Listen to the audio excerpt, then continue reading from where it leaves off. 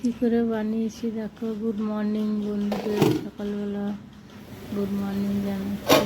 অনেক সকালে তো যাই হোক, দুপুরের ঘুগনি বানিয়েছি কস্তুরি পাতা দিয়ে শুকনো করেছি। আদা রসুন ভেজে ঘুগনি পাতাকে সিদ্ধ করে নিয়েছি, তবে জিরে লঙ্কা তেলের উপরে দিয়ে তড়কা দেবো।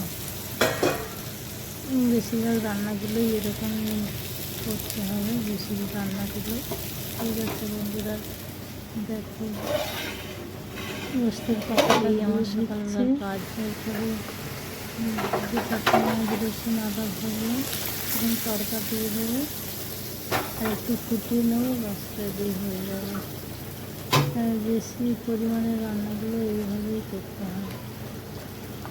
আলুর দম হলে আলু ভেজে নিয়ে তারপরে মশলা করে দিয়ে তারপরে একসঙ্গে তো কষা যায় না, এই পদ্ধতিতে করতে হবে।